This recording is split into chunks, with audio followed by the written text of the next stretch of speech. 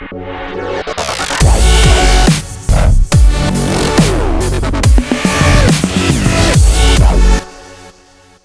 folks, Tim Newman with Soft Light Studios coming to you once again from Columbus, Ohio. Today, I am offering video 1 in my multi-part video series on exposure blending in Photoshop. While I can't tell you how many videos will end up being in this completed series, what I can tell you is that we are going to take an incremental building block approach to learning how to exposure blend in Photoshop. When this series is completed, you're going to know all the tips, tricks, and techniques needed to create beautiful exposure blended images in the Photoshop application. In this first video, we are going to start off with the simplest of 2 exposure blends, and I'm going to show you how to easily blend these 2 images together to grab the best tonality out of each of the images and come up with a much better composite result. Hopefully, you'll follow along through this entire series and you'll discover the joy and the beautiful output that you can realize by using exposure blending techniques in Photoshop. Let's get started. Before we jump into the example, let's talk for a second about what exposure blending is and what it really means when we're talking about that. And I think rather than trying to discuss that in words, it's probably much easier to take a look at this with some sample images and frame it up from that context. So over here in Lightroom, I've got some sample images that were taken in the Antelope Canyon region, just outside of Page, Arizona. Truly wonderful place to go and shoot if you can.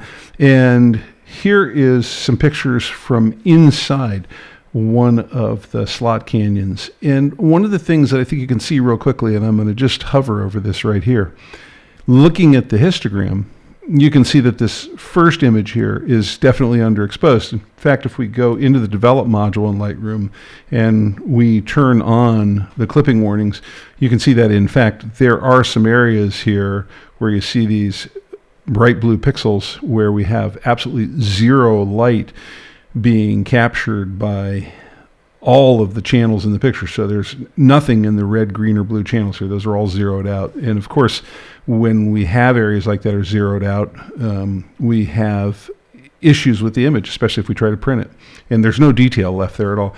Now, if we go to the middle picture in the frame here, we can see that the situation is a little bit better, but there's still a preponderance of the histogram that's sitting over here at the black point and in shadows. And in fact, we still have clipping in 2 of the channels. We see a cyan clipping indicator on here, which means that both the blue and the green channels have 0 exposure data in them, a little bit in the red channel, but not a lot. And that's to be expected looking at the color here. That makes sense. It maps out logically in our heads. And then if we take a look at the last exposure here, you can see in that last exposure, we are definitely pushed over to the right side of the histogram. And we have now clipping in all 3 channels at the right end of the range of tonality that's available here. So where we see these bright red pixels, we know that we have all 3 channels, red, green, and blue, that are completely maxed out. We saturated the sensor's ability to capture light there. And again, in all of these places, they are blown out and there's no data there, there's no detail there. Again, another printing issue for this picture, to be sure.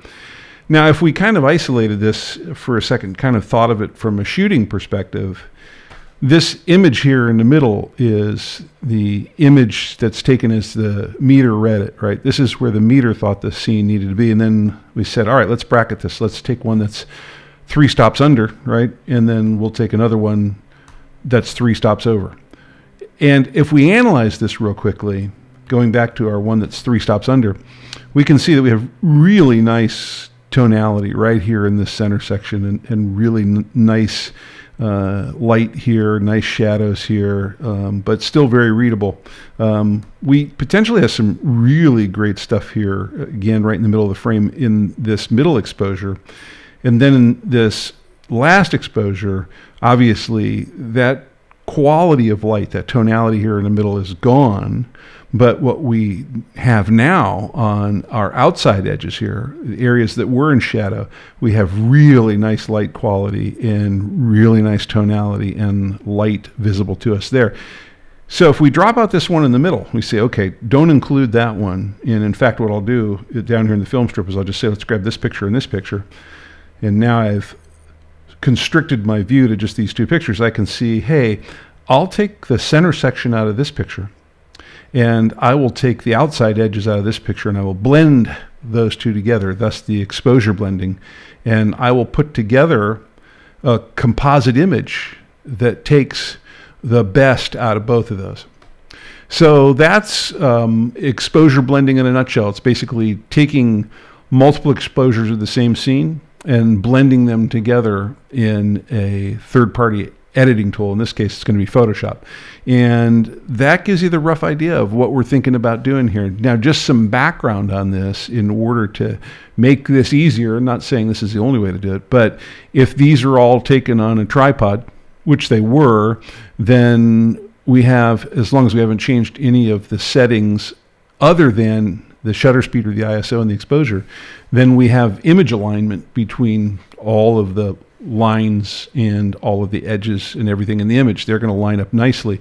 We also want to make sure that we do this as an aperture preferred set of images, because if the aperture is shifting in each of the exposures, then depth of field is shifting, and then we might have issues with those lines all aligning when we try to composite them together. So here we're definitely going aperture preferred. We're doing exposure bracketing to get a shot that's 3 shots under and one that's 3 shots over. And we are on a tripod with this scene basically pre-focused, probably switch to manual focus or use back button focus, one of those two approaches, thus guaranteeing that all of these images here are nicely lined up. With our images here in Lightroom selected, what we would like to do is we would like to take these over into our editing application and then work on the exposure blending process. Now, I could take these over and open them up into Photoshop exactly the way they are here, basically opening up 2 Photoshop documents and then grabbing one image and dragging it over the top of the image and creating a composite document together. But being that we're in Lightroom right now and we already have these selected down here, which we did a little bit earlier in the video to be able to go back and forth between the two of them, it also opens up a pretty cool tool here in Photoshop that we can use, which is in the Edit In menu. So if I right click here and I see my pop-up menu and I come down here, here's the Edit In sub-menu, you'll notice that right now I have this feature here called Open as Layers in Photoshop. And if I click on that, that's going to open a document in Photoshop. It's going to open one of the 2 documents that we had there, and then it's going to go through this built-in functionality called Open Layers, and you can see now both of our documents are here in one Photoshop document. They're ready to go. So here's the dark one on top, and there's the light one on bottom. So if you already have these selected in Lightroom, real easy to drive these over here as the start of a composite image and work from there. With both of these images now loaded into a single Photoshop document as layers sitting on top of one another, there isn't a whole lot of additional steps needed to begin the exposure blending process. But before we jump into that, there's a couple of things that I think are worth pointing out here and a couple of shortcuts that you're probably going to want to know about. First of all, over here in the Layers Control panel, does not really matter what order the layers are in here. Right now we've got the darker layer on top of the lighter layer, but we could just as easily switch that order around and put the lighter layer on top of the darker layer. Layer order doesn't matter there. What matters here is that you remember that, okay, if this lighter layer is on top, what I want to do is come up with a mechanism for blocking out this tonality in this area here, which is too bright, and using the tonality from the layer that we're seeing here from below.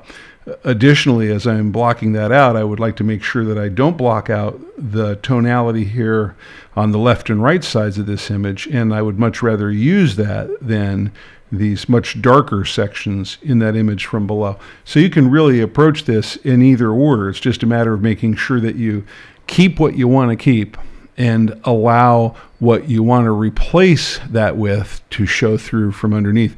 Now I'm going to put the darker layer back on top here because that's the way it originally opened up.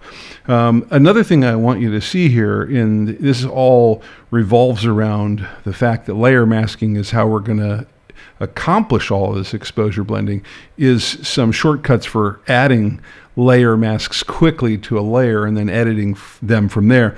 Now, if I want to just simply edit or add a layer mask into a layer here, I can come down here to the bottom of the layers control panel, click on this little icon here, which I refer to as the Japanese flag, and that's our add layer mask icon. And you can see as soon as I click on that, right up here in this layer strip, which was just the dark picture, I now have a layer mask associated with it. Not only do I have a layer mask associated, it's important to now look at this layer strip and see a couple of really important facets here.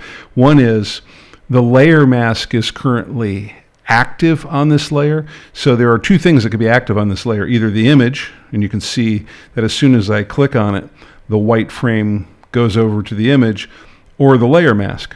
And whichever one of these has the white frame around it, that's where our editing efforts are going to be applied. So if I don't have the mask active, I've got the content active, and I grab the paintbrush, and let's say paintbrush is currently black, and I paint here, you can see I'm doing not so nice things to my picture. So I'm going to do a Command Z on the Mac, Control Z on Windows to undo that. If I come over here and put it on the layer mask, so that's now active, and I paint here, well, you can see now I'm not getting anything to happen there, because as soon as I switch to the layer mask, it changed my background and foreground color. So I'm going to switch those back so black is active again, and I'm going to start painting there. And now what you see is a wholly different result, and that is because we have taken this foreground layer, or what's sitting on top here. The black that we just painted into the mask itself is now blocking what's on this upper layer and allowing what's underneath here to show through, right? And if I turn this on and off, that underscores that's exactly what's happening. So that black paint that we applied to the layer mask is now allowing what's ever underneath to show through that upper layer. If I undo that and I make sure this is turned on, we're going to step back a couple ways. So Command Z back a few steps there. Now my black paint stroke has gone from my layer mask here. You can see that in fact goes away, and now the entire upper layer is blocking the layer that's underneath it. So making sure that you understand what's active on a layer, the content or the layer mask, is pretty important. The other thing here that's important, and this is this little symbol right here, which indicates whether or not the layer mask is linked to the layer content. And what we mean by linked is if I were to come in here and use the move tool and move the content around on this layer, the mask would move with it the exact same amount and the exact same direction that you made that move. So the mask is always going to stay aligned with the content. That could be a handy thing. Also, there are times you may want to turn that off, but that's really a topic for more advanced video. I'm going to go ahead and get rid of this layer mask, and the easiest way to do that here is just to come in here and right click on the mask itself and then select delete layer mask, and that's now gone. Now I want to show you two additional shortcuts here which I think are pretty interesting, and one kind of side effect that happens here at the same time. Right now I've got black as my foreground color and white as my background color. If you don't have that, hit the D key to bring up the defaults, and if they're in the opposite order, for example, like you're seeing here, white on top of black, just hit the X key and that will switch their order. So now you have them black as the foreground, white as the background. Now what I'd like you to do is just come over here and click on this black foreground square, and let's make this a bright green, and then let's click on the white background square and let's make this a bright red. So now you can see what our foreground and background colors are. The minute I come over here again and I say, all right, let's create a layer mask here for this layer, that adds this new layer mask, and you'll notice that all of a sudden our foreground and background colors have been changed to black and white, and that's because the only thing that can be in a layer mask content-wise is black, white, or grayscale. So that green and red would never have worked there, and that's why it makes it go away. Interesting side note here, let's make the layer active again, the actual content. Look, our green and red comes back. So Photoshop has a mechanism in it where it keeps track of that. And it says, okay, if you're on the layer content, we'll keep the foreground and background colors that you have picked. If you come over here and you make the layer mask active, now you just get black and white by default. That's really cool. Saves you a lot of trouble when you're editing layer masks. Okay, I am going to remove this layer mask again. I'm going to right click on it and delete it again. See our green and red comes back. And I'm going to show you 2 additional shortcuts here that are pretty handy. If I come down here and prior to clicking on this add layer mask icon, I hold down the option key on the Mac, that's the alt key on Windows, and click here, you notice that the layer mask automatically fills with black. And in this case, filling with black blocks everything on this layer and allows everything from underneath to show through. So that's kind of an interesting thing.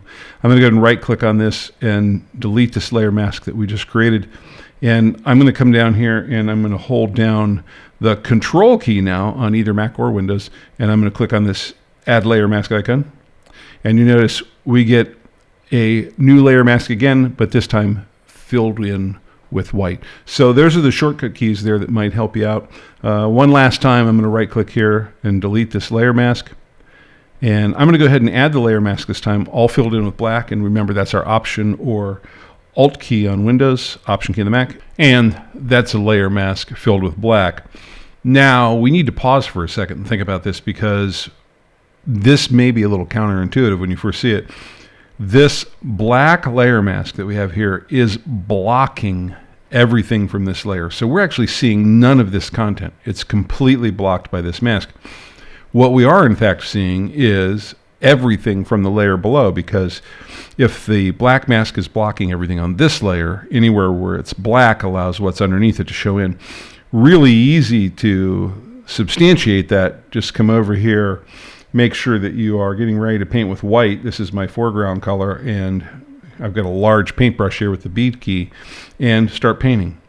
Now what we're seeing is we are allowing in this white area the content from this layer here that we're on to be visible, because we're not blocking it with the mask anymore, and because we're allowing this content from this layer to be visible in that area that we just painted. It's now blocking the content in the exact same location in the layer underneath it.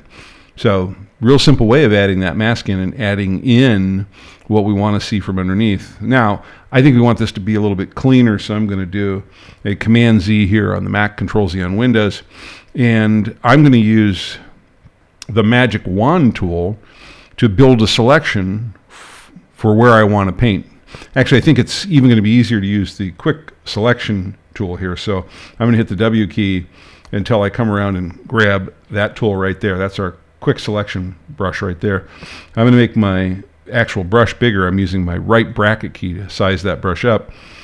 And I'm just coming in here and saying, you know what? I would like to grab that frame there in the center, and I got a little bit over the edge of that, so let's go ahead and subtract that out. And that's as easy as coming in here and just making an adjustment. I'm holding down the option key on the Mac, alt key on Windows, and I'm just saying, all right, let's go ahead and fine-tune this quick selection and kind of clean it up along these edges a little further than I wanted to clean up there, but I'm going to come in here and just adjust this. We're getting closer and closer each time. Same thing here. I'd really like to add this area back here in this little overhang in. There we go. I think that looks pretty good. Maybe subtract just a little more right there, kind of clean that up. I don't like the way it did. No, actually, I think that's fine. I think we're okay with that. Maybe just a little touch of an add right along that edge right there. Maybe one little hit here. And then we're not trying to show you how to use the selection tools here, so that's a whole nother video, but I think you're getting the rough idea. We're making a selection here of this area in the center.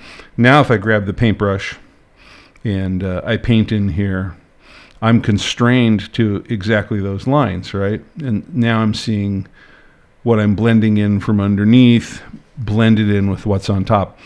Still a little bit overkill here in terms of the adjustment.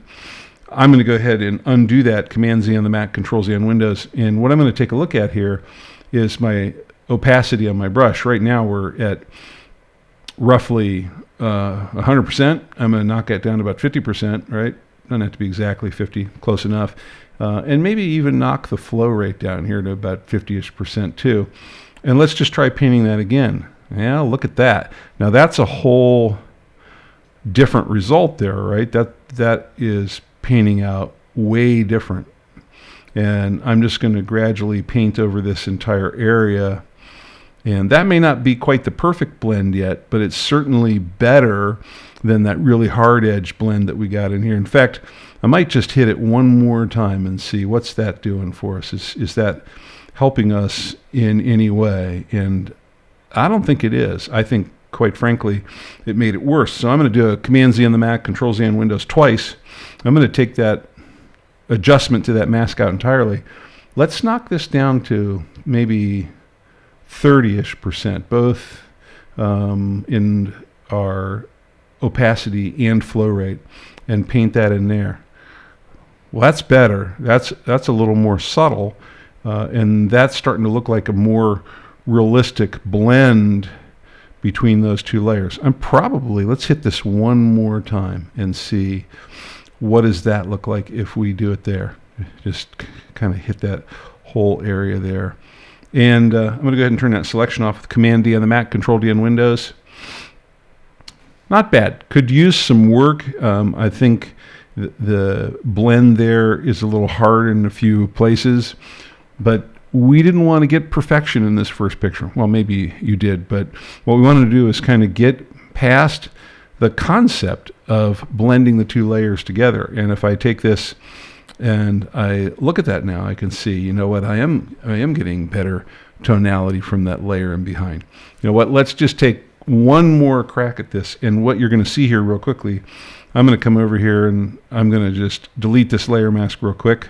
I'm going to create it again with my Option/Alt shortcut key on either Mac or Windows. So there we go, back again. I'm going to go back to the paintbrush again with the B key, make sure I grab the right brush. And this time I'm going to go the other way. Let's bump it up to about 60-ish%, and let's just leave the flow rate alone for a minute. I'm going to go ahead and reselect my selection. I want that to come back, so I can reuse that just by going up to Select, Reselect. Now let's paint this in. That is a little better.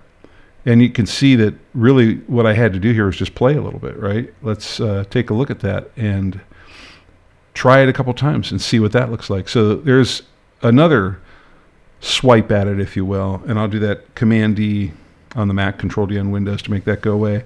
And there we've got a little bit more realistic blending of colors. Certainly not perfect yet, but I think you get the idea that exposure blending two layers together and making those two edges work with one another is fairly straightforward. Now, we're going to come back with the second video here, and we'll probably put it up tomorrow, where we're going to show a couple of different ways to blend those two layers together that may not just be painting and may give you a little cleaner results than what you're seeing here. But this is a really great first step for understanding the exposure blending process. It gives you a really couple of good fundamentals that you need to have under your belt to get started in how to blend a couple of layers together. That's it for this really introductory video. Look for part 2 coming up really soon here, and we'll dig in further into how to clean up these blends between these two layers. But I think you got at least a starting point here in terms of the tools that you're going to be using. Thanks for tuning in. Hopefully we'll see you back tomorrow for the next installment in this series. Remember, learning equals skills, practice equals mastery. We'll see you out there.